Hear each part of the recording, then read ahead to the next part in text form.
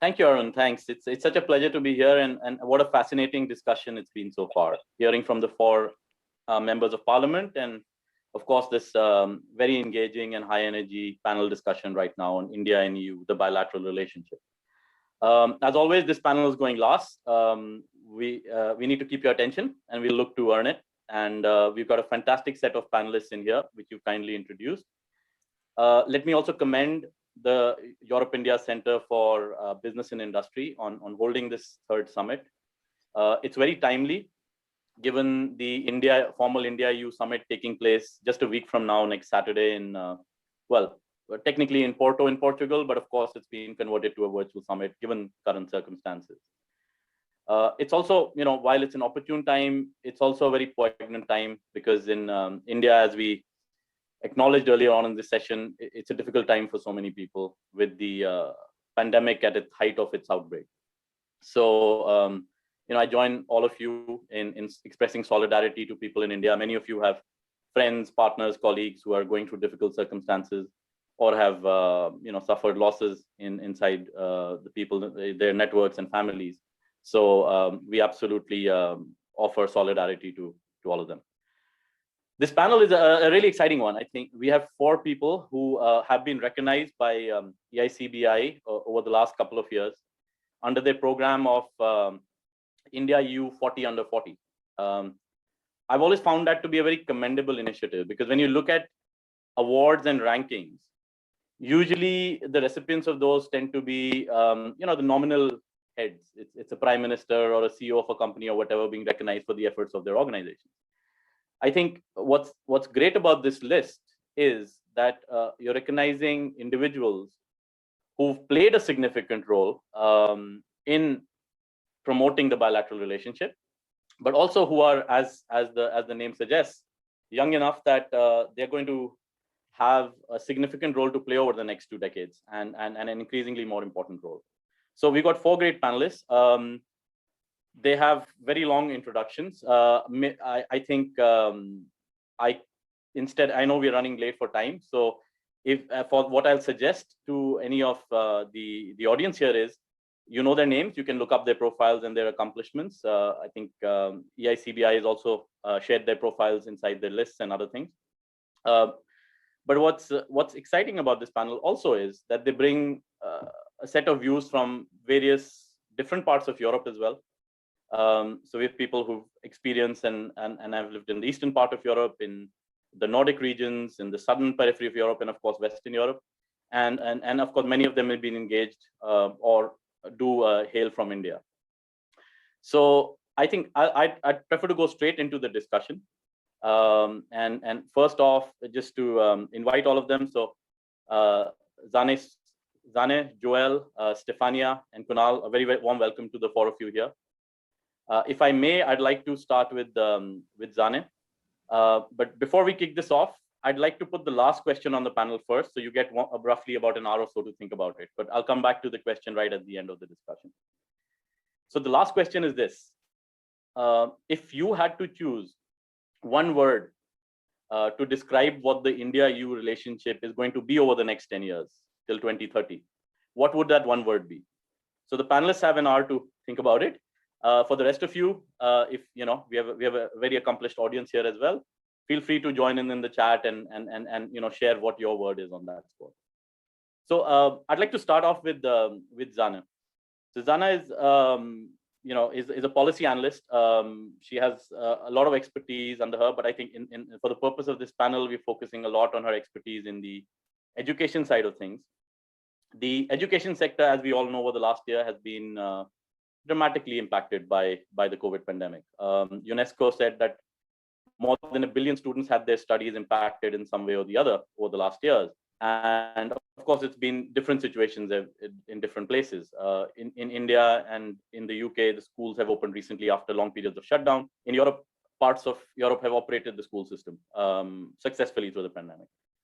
So Zane, if you look at the education sector, and it's in the stage where it's either opened or it's reopening and so forth, what's the role you feel that the education sector can play in furthering this bilateral relationship between the European Union and India?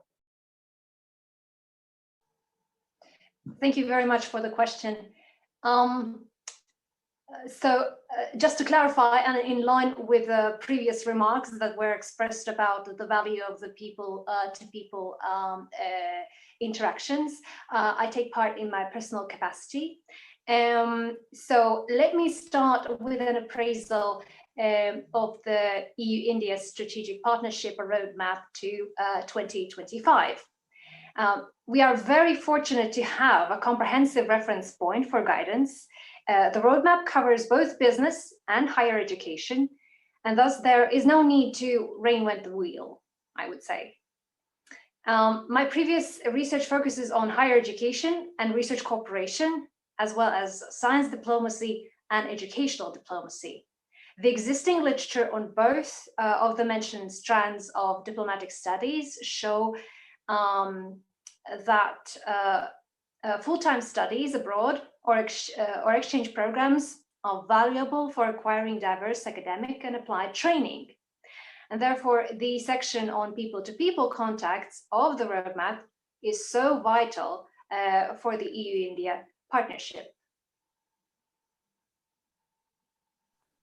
Thank you, Zane. I think that the point on people-to-people is very well taken, right? To have a successful bilateral relationship, it's not just the institutional and the intergovernmental contacts, but so much is done by people-to-people. And that was the point I was also making with recognizing this India-EU 40 under 40.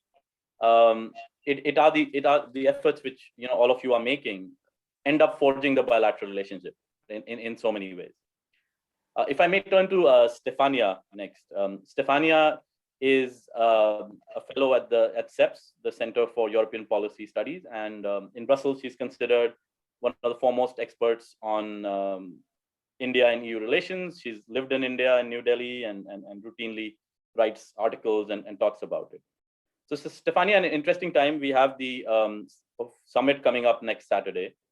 Now, if you look at the last summit, if we go back to July last year, I think one of the accomplishments of that summit was the fact that the India-EU strategy roadmap up till 2025 was formally adopted.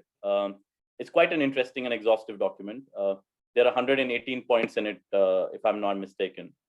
And if we are to look now towards next week, what are your expectations on what could be possible concrete outcomes of this summit? That's my first question to you. And the second one is, if you look at this roadmap of 118 points, 118 points are a lot to keep track of.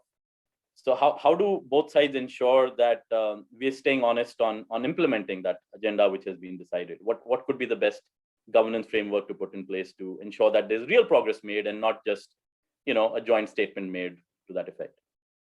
Stefania? Thank you. If I may actually start with your second question, because when you have a summit, indeed, is a good thing to take stock of what happened in between the summits. So now we are about to have one. What happened in between 9-10 months ago and now? We all know that the EU-India partnership has been accused of under-delivering.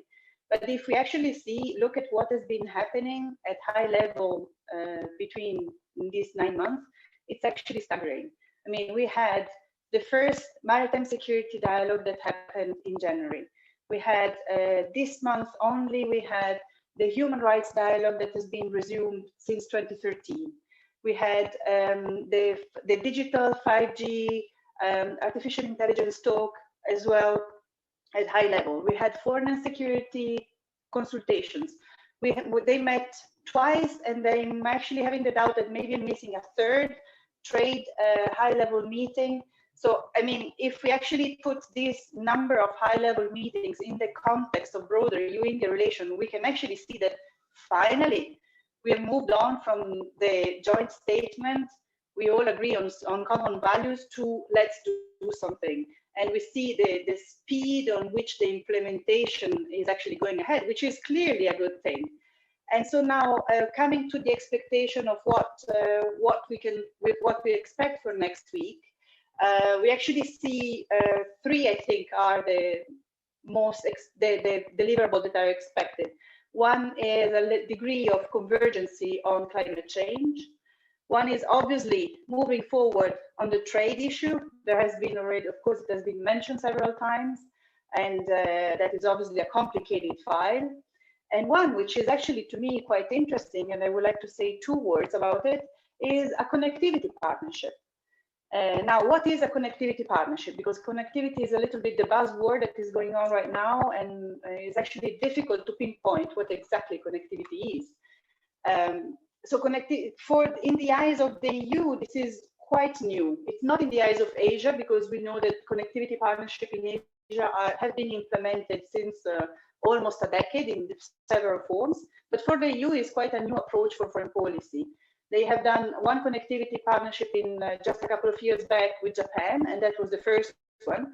And that, unfortunately, is still at a joint statement level, meaning that the implementation still has to be done. But learning from that, they are now trying to agree a connectivity partnership with India, which should be agreed next week.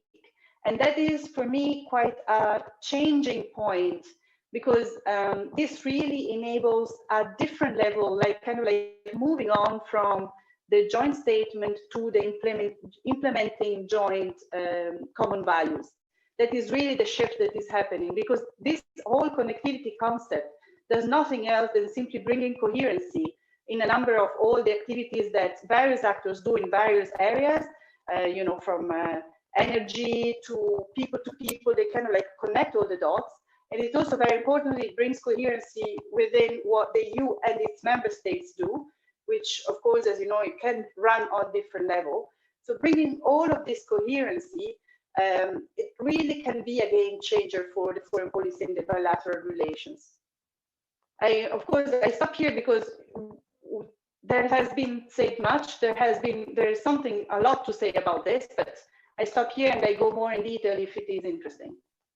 Yeah, we'll come back to you on that, Stefania. But I think it's I think gratifying to note that you see this growing momentum, right, on so many fronts, and in a sense, it's in departure from the past, because you know historically, whenever we've spoken, especially in Brussels with any of the European institutions, there's always been this lament about the fact that while there is this strategic partnership with India, it's always been something which has shown potential and promise, but never really gone into implementation. So it's good to see that there's this growing momentum which has come on.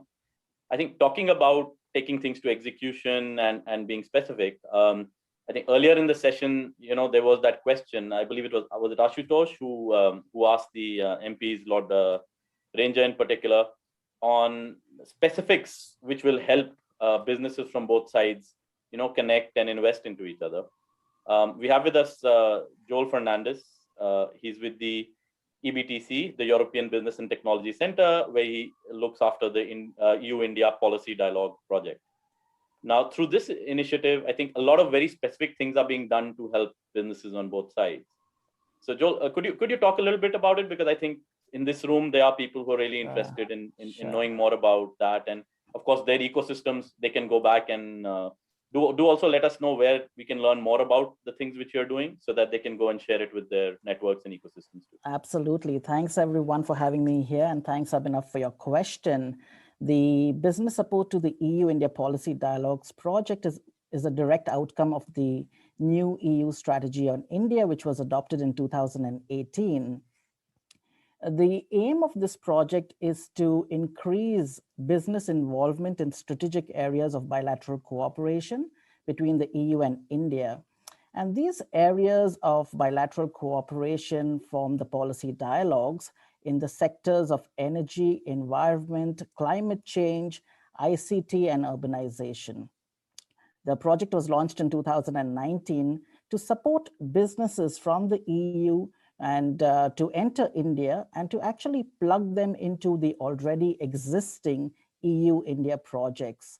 The EU-India projects are of different types. We have one in the water sector, which is the EU-India Water Partnership.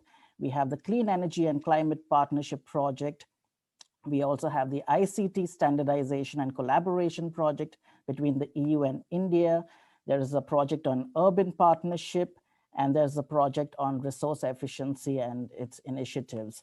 Now, the Indian government had approached the EU for best practices and solutions to come out of the EU and to be adopted in India way back in 2008. And that led to the christening of the European Business and Technology Center. So it led the foundation of the European Business and Technology Center, which is the consortium partner that is implementing this project in India.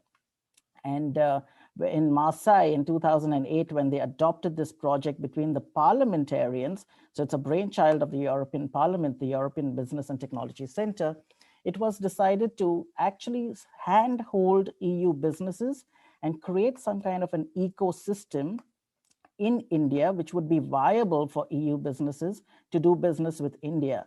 So going back to the member of parliament from the European Parliament, Soren Gade, who mentioned about hand-holding companies, doing some kind of a business matchmaking, supporting EU businesses that want to enter India.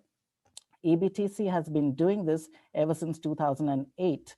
And this project, in terms of some of the activities of the business support project, what we try to do is support them on market information on India. So support the businesses in the EU, advise them on where are the opportunities in India and what could be some of those challenges that these companies could face.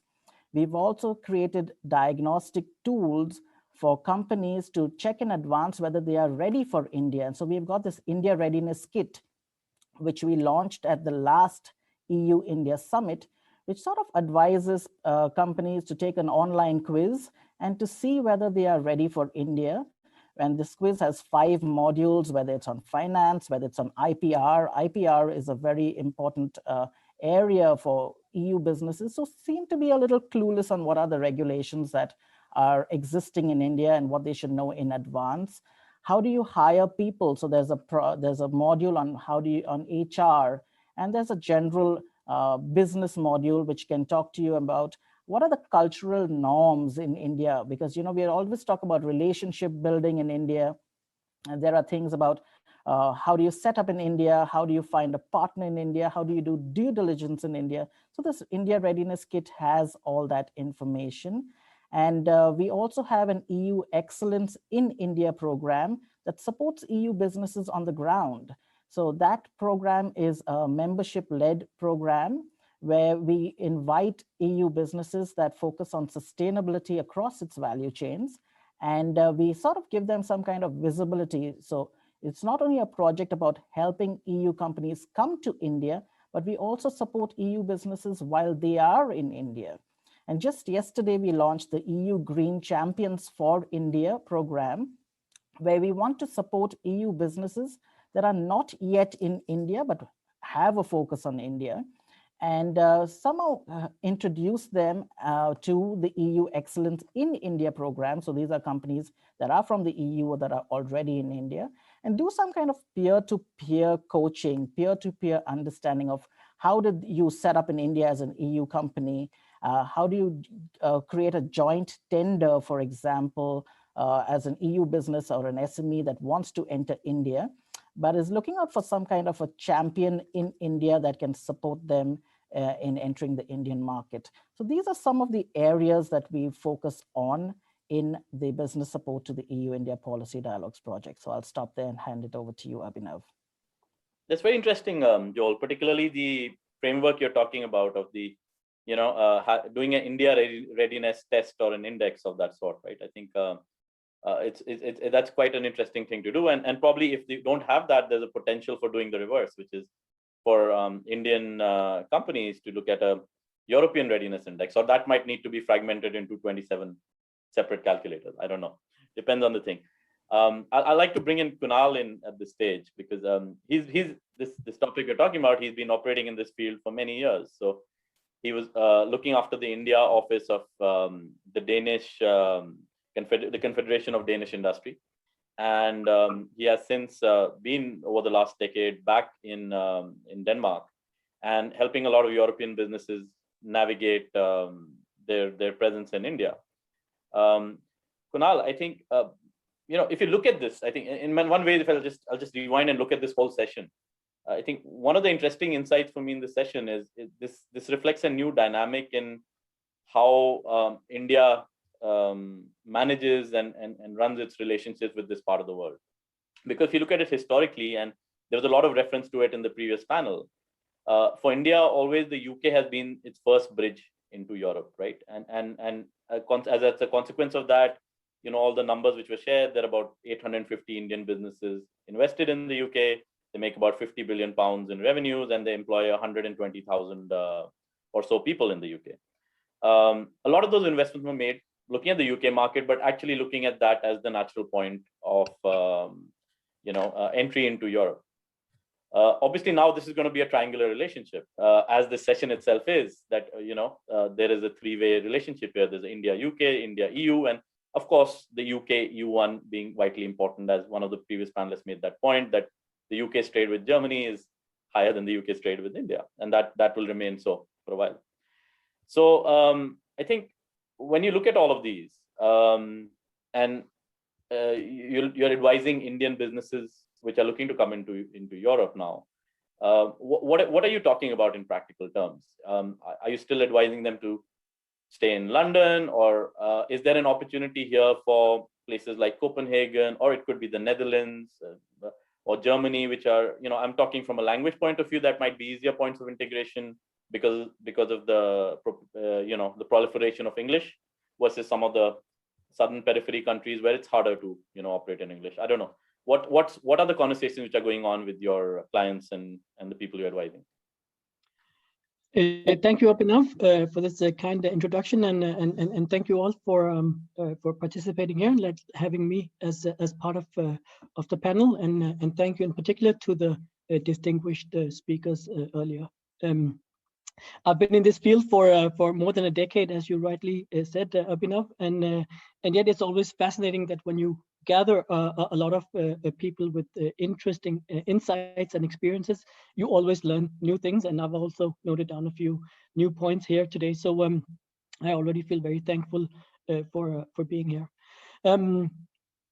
Just a small point of clarification, Abhinav. I primarily advise Nordic and Danish companies going into the Indian market, but increasingly also Indian companies looking to the EU. And Europe. So on your first point, it's indeed going to be an overall theme about dispersion. And what I mean by that is that there's not going to be one single answer to that question. You could say, in contrast to earlier, where London was that kind of bridge, one-stop shop bridge, it's going to be a lot more dispersed as per specific sectors and as per specific company types. And the entry modes, both when we talk European companies looking to India and Indian companies looking to Europe, the entry modes are also going to be vastly dispersed. And what I mean by that is it can be companies looking to do simple exports of goods and services, as what we see a lot of particularly SMEs do. But it can also increasingly be companies looking to set up joint ventures and different forms of business partnerships with suppliers and distributors and agents and so forth. And it can be increasingly, as India will become or is becoming more of a global manufacturing hub in certain industries, it will be contract manufacturing partnerships and so forth. And more, I think we'll see a trend of mergers and acquisitions as a way, as an increased mode of entering markets, and again, both ways. So I think the key point here is dispersion in terms of how companies access enter the markets both ways. And before I carry on, I also just want to take a step back and also just mention a brief remark about, we talk about business and business partnerships here today, which is the theme. But I think it's very important to realize that business is part of society, and business takes place between people. And right now, there's a lot of people, as has also been alluded to earlier, a lot of people due to the explosion of the COVID-19 infections. And my deepest thoughts and prayers to those affected, and condolences to those who've lost near and dear ones. I've been in contact with friends and family and business partners all throughout the last few weeks who've been directly and indirectly affected. And it's heartbreaking to see, but at the same time, it's also very empowering to hear about the solidarity and the help between people and NGOs on the ground, kind of bottom up help. And it's also really important that we, as participants here, as part of the European Indian business community, play a very vital societal role, in addition to the core role of commerce that we have here, and contribute with financial and human capital and technical resources in times of crisis. And it's been really heartwarming to see the Indian diaspora and Silicon Valley titans, as well as multinational companies and startups, really contribute. So I think that's really important to see that we don't just operate in a vacuum, but we are part of a larger complex context. And that, in addition to this near-term implication that I mentioned of helping, it also has implications on a larger scale, which is very complex global supply chain mechanisms and global interdependencies between companies and societies and so forth. And as was alluded to by several speakers earlier, the geopolitical importance of India vis-a-vis China and so forth, as a strong partner for Europe and EU, cannot be understated. And I think that's gonna be the central theme of the partnership and of these 118 points in the roadmap. And the reason why I'm an optimist of more implementation and more effect and impact of these agreements is that there's a heightened increase of interest from both regions. Thank you, Kunal. I think we'll come back to the supply chain part later in the conversation. I think that's so essential. But to your point on the solidarity around COVID, I think a lot of the previous speakers, especially the members of parliament, spoke about this point about shared values. And I think one of the areas where you saw that in display was in dealing with the COVID situation. So both the European Union as well as India have been fairly generous in sharing vaccines with the rest of the world, right? I think 100 or so countries have benefited from both of them sharing it. Of course, that leads to at times domestic criticism back at home that you haven't solved the problem here, but you're sharing it. But I think, as we all understand, this is a global crisis, and nobody's safe till everyone is safe. And I think that's also an interesting point where, while we talk about values in an esoteric way, when they come in situations like this, you actually see that being followed as ground action. I'll come back to you, Zane. I think one of the and two questions to you, right? I think one of the challenges which when businesses from India look to come and take up this disperse strategy that Kunal was talking about, I think one of the challenges which we need to overcome is that a lot of businesses in India, especially smaller, but even the larger businesses, don't know Europe that well, right? They know certain parts of Europe. I think one of the speakers earlier was talking about, his perception of Europe as West and East and other things. They don't know that. So I think in that sense, how can we improve the more knowledge of, especially for smaller countries and all of that? Like maybe if you can talk about Latvia, what do you feel can be done more? The second question to you is, again, looking at the stream, I think one of the key areas in the strategy roadmap, which is a pillar there, is research and innovation. Now, if you look at Europe's Horizon program, which goes on from this year till 2027, I think about just short of 100 billion euros are going to be spent on it. In that, are there any significant opportunities that you see for collaboration with India or for Indian businesses that you may like to share with this audience here?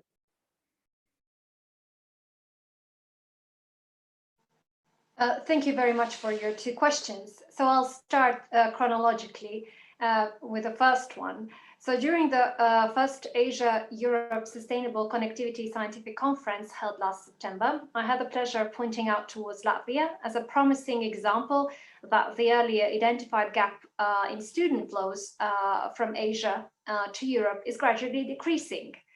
Latvia is welcoming growing numbers of students from India and other parts and other partner countries of the Asia-Europe meeting. It remains to be explored in greater detail whether Latvia experiences a unique situation in comparison to other countries. So this would be a note of moderate enthusiasm. Regarding your second question, Horizon Europe is by and large guided by the mission-oriented innovation. I assume there'll be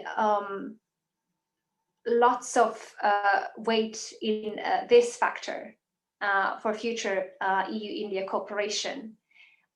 Whether India and specific entities in India share the same understanding and perhaps the work mode for smooth collaboration in terms of co-creating solutions that are aligned with mission-oriented innovation. In the interest of time, that would be it. Thank you. Thank you, Zane. Just a word to our to all our friends in the audience here is, if you have questions for the panelists, please do indicate it in the chat, and we'll call upon you to have that conversation with them. Right. Interesting, Zana. I'll come back to you on that point about the student inflows into Latvia and into Europe. I think that's one area of opportunity. The other area of opportunity, which Stefania, you had identified in one of the three outcomes you would like to see from the summit. The second point you made was climate, right? Now, climate has been front and center, both politically and in terms of multilateral discussions. There's also a focal point for it later this year, that in November, the COP26 is going to take place, not in the European Union, but in Europe, in that sense, in Glasgow, in Scotland. When you look at that, you know, what areas do you think? I mean, of course, for Europe, has taken strong policy stances towards its Green Deal. India has made certain investments on solar and other places where it's leading on. But if you look at the climate side, what do you see as sort of the primary areas of opportunity there to boost this bilateral relationship? Thanks. May I also just make a small remark to what Zane previously said, and what you also pointed out, the fact that there is luckily an increase of students, Indian students in the European universities, and then obviously pointing at the fact that unfortunately the problem is not the very optimistic increase of exchange between universities, but the problem comes after the studies. I mean, these students come, and the capacity of talent attraction in Europe is unfortunately very detrimental, meaning that you have an influx of students, but the problem is then job visas that come after. After finishing the studies, unfortunately, the students are pretty much obliged to leave the EU, and of course, this is a huge loss. But of course, this opens a very big debate, and I don't want necessarily to open it right now, but I'm very aware that that is a structural problem, and I hope it will be addressed as soon as possible. Now, going to climate.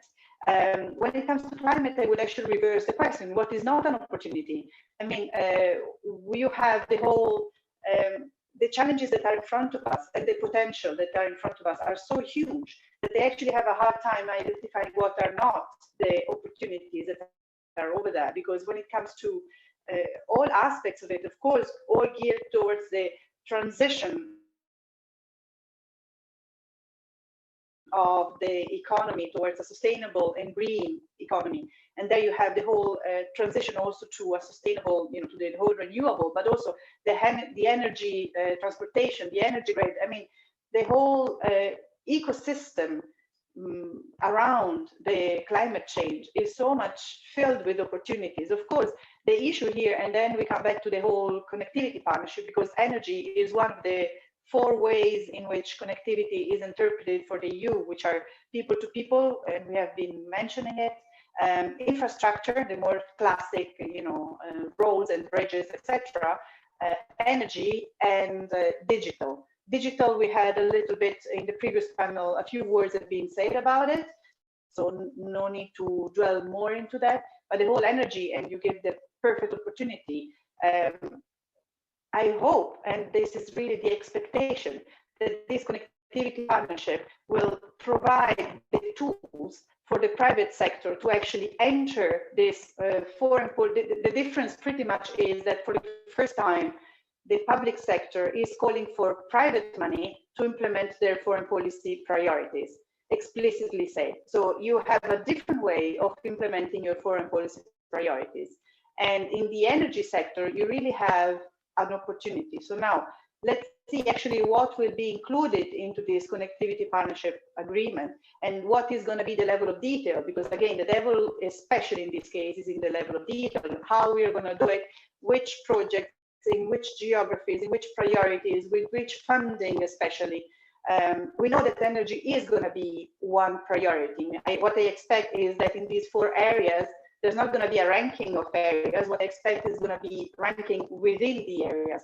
That is what would be more logic. So, you know, they all run at equal footing, but then you have, again, energy is a huge discussion. What within this energy is going to take the priority?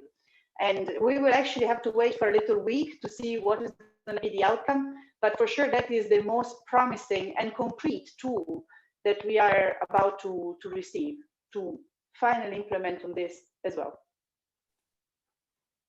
Yes, Stefania. I mean, always you've got to wait and watch and see what will come out from next week. But I also see, I think from the European Union point of view, a good portion of the recovery funds which are being put behind the reviving economic growth post the pandemic are going to be invested in green projects. And I think the interesting opportunities there for creating entirely new industries, and therefore there are opportunities for collaboration, whether they can be taken.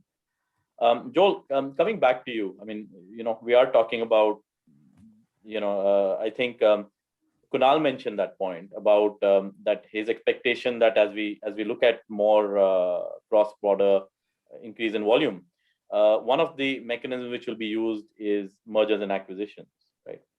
Now, when you look at investments between the EU and India, how are the recent trends on that in your view? And has the pandemic and in the pandemic situation, Stefania was talking about that from a government contract point of view, it's actually seen a huge boost in momentum.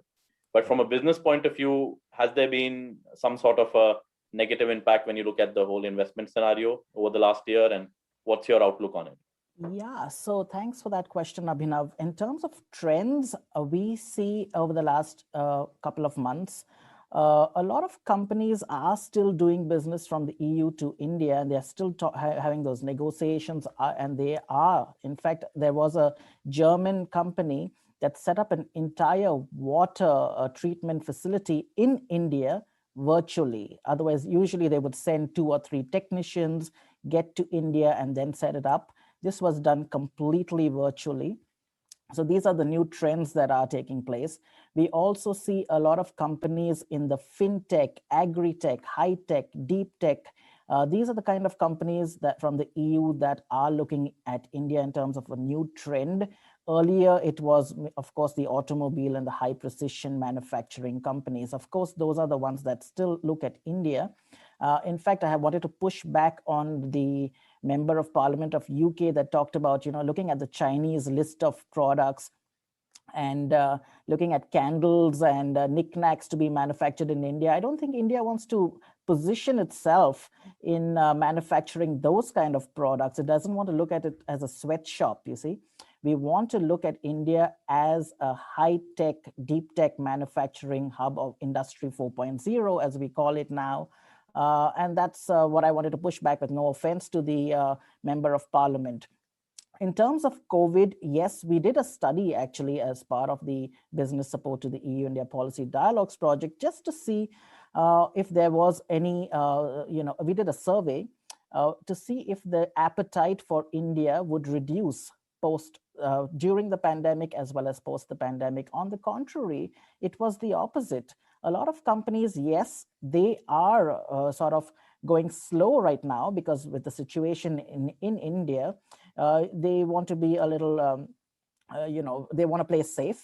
But once things open up in India, in fact, in the earlier part of this year, when things were actually showing signs of improvement, a lot of EU businesses got engaged with Indian companies, and we had a lot of online discussions. We have been supporting EU businesses for so long, and we saw this suddenly a spurt of new life.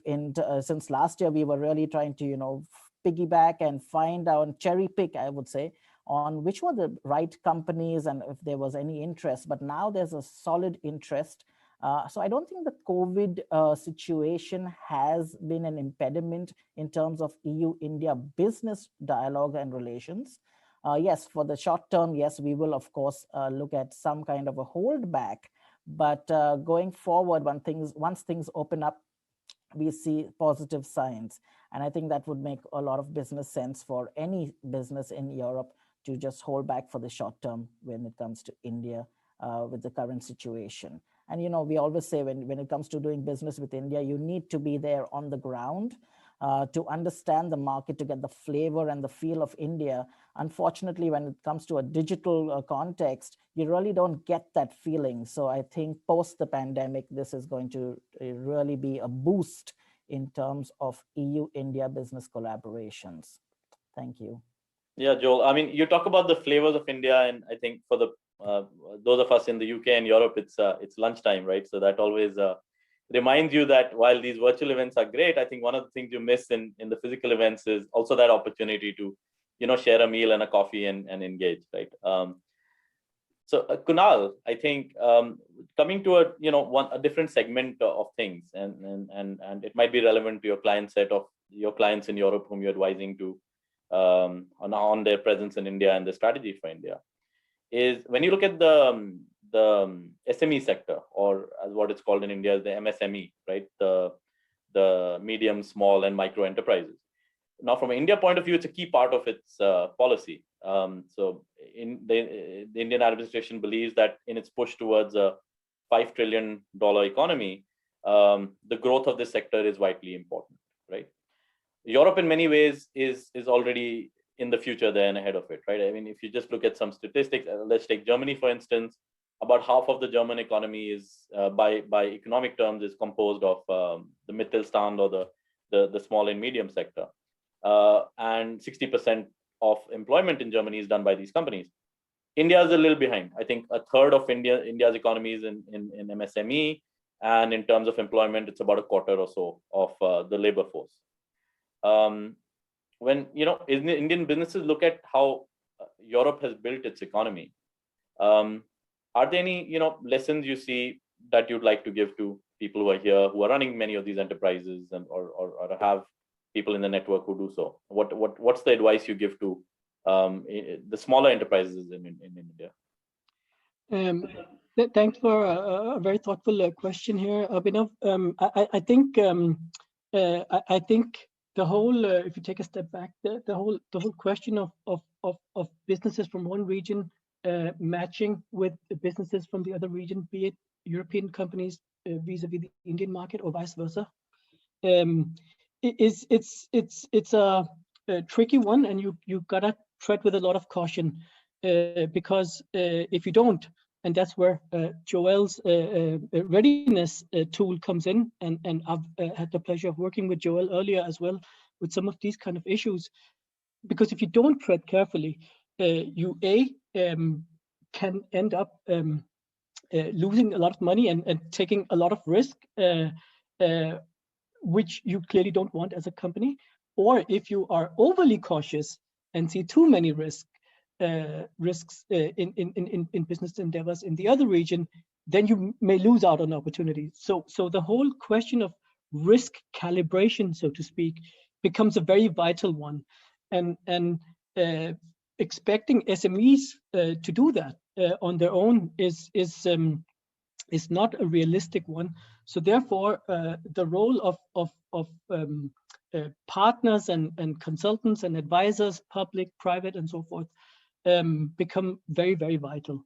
And I'll expand on this point in a second, but just take a step further back, so to speak, because coming back to what Stefania also talked about with the role of the partnership between EU and India and what we can hope will happen in the next decade. And I might reveal my word for you, Abhinav, in a second. I think the metaphor of friendship is quite apt here. I saw a metaphor of romance between India and EU, but I think the metaphor of a friendship is actually more apt, because for the last decade or so, or last decades, in my view, in a very simplistic way, the partnership has been characterized by a friendship where like a solid acquaintance, right? EU has been a solid acquaintance to India, and India has been a solid acquaintance to the EU. I think, and here's my key word for what will happen, what I hope what will happen, is acceleration. I think we can really accelerate this partnership and solidify it into a much stronger one, and dare I say, make it into one of what the young people call BFF, not just acquaintances, but like BFFs. So India and EU becoming much, much closer. And how do we do that? And you know, really good friends interact with each other on a lot of different dimensions and with a lot of different themes, and not just you know, in silos, but in a very kind of holistic manner. And a good framework for addressing a lot of these kind of interrelated interests is, in my opinion, the Sustainable Development Goals, as has also been alluded to earlier today. So that's what I hope and what I envision can happen in this partnership, and how we can really accelerate it. In terms of how we really do that, I think it's also really important, as in all friendships, to look inwards, and from an EU perspective, looking inwards and connecting that to the SMEs really, for me, means a couple of things. The hand-holding that Joel talked about earlier as well, that EBTC provides, I think that's really vital. But I think there's a step before that that's crucial to get the ball rolling, so to speak, and that is to really embed the market increase and the market knowledge among European SME companies, really embed that in the local business organizations in each countries, and that's where there's a really important interplay between the EU level and the national member states to work together and create a database of good SME cases, and create a database so they really get that knowledge and trust of calibrating the risks properly to take the step to look into the Indian market. Otherwise, it becomes a black hole, or sorry, a black box, and simply too few companies dare take the step in the SME segment. So that's what we have to overcome. Now, that's interesting, Kunal. I like your metaphor of a friendship, not a romance, right? Romances can be intense, but they can be short. Friendships normally do endure. So exactly, you know, that's very well put. I think just a quick answer from you on the topic, which, you know, Joel also mentioned, that's this thing about toys and candles and other things. There almost seems to be a difference in perception here, right? In some parts, on Europe, so going back to your supply chain point, right? That I think one of the things every part of the world is considering, given the impact of the pandemic, is that you found that your reliance on one country or two countries for provision of essential things, it could be medicines, it could be healthcare equipment, it could be iron ore for the steel industry, whatever, was too concentrated. And everyone is thinking about how do you remove risk from the supply chain by rebalancing it. The toys and candles was one way of putting it. I think Joel's talking about a very different ambition of being, you know, a center of excellence in advanced manufacturing or in digital and all of those fronts, right? And I think India has also stated its desire to be the pharmacy to the world. How do you see that? I mean, what do you feel are the one or two topmost opportunities in front of India when you look at all of these sectors? I see it as not either or, but both both coexisting simultaneously. So, you know, the knickknacks, so to speak, as well as the more high-tech, deep-tech kind of manufacturing base. I think for India's growth and employment and so forth, especially among blue-collar jobs and so forth. I think both are important. But I agree with Joel completely that India should position itself more, and is doing so, on the more high-tech side of things, and it's already happening. But that's where India also has to look more inwards, so to speak, and really boost that sector with incentives and better infrastructure and so forth, and also better communication. Because one thing we have to really realize is that India can be very overwhelming, well, as a tourist or as a company as well. And it can be almost incomprehensible for a lot of European companies to realize that there is, in fact, world-class manufacturing with all kind of FDA approvals and whatnot, world-class manufacturing taking place in India, while also seeing, small sweatshops that operate in inhumane ways almost, right? So there's a communication task as well from the Indian side to communicate that, hey, we can also do these things. We have these capabilities. And I think the supply chain point you mentioned, Abhinav, is really, it's like a burning platform right now, because you see the automobile industry and a number of other industrial sectors where there's a massive shortage of components and raw materials and so forth coming from China. And if some of these anti-dumping duties from the EU are increased or reinforced vis-a-vis China, a lot of companies will be looking to will be forced to expand their supply chain base and so forth. Yeah. And that's a real opportunity for India there. Yeah, so, Kunal, lot of points you raised and a lot of issues to unpack there. I think I suspect you've given Sujit, Arun, and Aryan their topic for the 4th mini summit, which is on supply chain and other things, right? So it's already in. Yeah. Zane, I promised to get back to you on from supply chains to flows and student flows. So next week is the India EU Summit. It's the 16th edition of this summit. 16 is also an interesting number because it's the difference in age demographics between the European Union and India. So in the EU, the median age is 43. In India, it's 27, with a difference of 16, right? While it's good for some of us, I mean, if you're on a under 40 list, you feel young in Europe and you probably feel old in India, because half the population is below the age of 27. This is a huge, half the population is 650 million people. Many of them are children and going to be students in the future. I think there is a tremendous opportunity there for the education side of things. You mentioned that some of it is being captured by Latvia. I think in Germany and other places, there are increasing number of Indian students. Now, if this opportunity is to be realized further, what in your view are the main sort of obstacles or main points which the EU needs to work on to make sure it takes advantage of this coming wave of talent which needs to be educated, and there could be an opportunity here for Europe?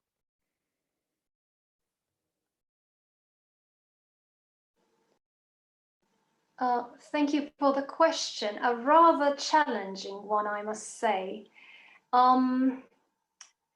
Because of all these developments, also related to COVID and its implications. So let me tell you that in my most recent policy papers on the EU-India partnership, I have elaborated on the, so to say, online turn of higher education. So the COVID implications led to a transformation of higher education programs into hybrid or fully online encounters across the world. These measures that were taken to strengthen the safety and health of staff and students have given also impetus to new pathways for international outreach. Geographic distance becomes less and less of an issue.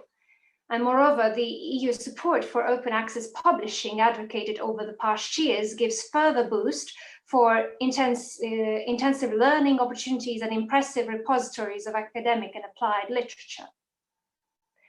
So I guess that's an opportunity. Thank you. Thank you. Thanks for that. Thanks for that. Stefania, staying on education, just for a second, I'd like to put on maybe a teacher's hat here, right? if you look at the, and you know, you've been looking at this bilateral relationship, you've been studying it, you've been contributing to it, you've been looking at it critically and all those things. If as a teacher, you were to give a score of where this bilateral relationship stands, India and EU, right? Whether it's A+ at the top and I guess F for flunking. What's the grade you would give it? I think I would give it a C, which is a sufficient level, because I think at this very point, with all the expectation of the summit, we can say, yeah, you're barely meeting the sufficiency, but there's the whole B and A that you need to elaborate on. We have seen the progress. I think actually 2 or 3 years ago, I would go for a D-, because certainly there we were in a very, not in a good point. We have been progressing steadily, so that is good, but there is all of this that needs to be done. I think, I mean, the EU-India really is the one that has most potential. It has been said, it has been elaborated, but it actually is true in so many aspects. And so, and I guess what would be the driver, and what I think has been also the driver, is the waking up of the fact that the more the two actors sleep on it, the more it is beneficial for third actors, which is, so it's not because we are simply missing out on opportunities, it's because these opportunities are actually taken up by someone else to our detriment. So I guess from C, we need to move to run towards A quite fast.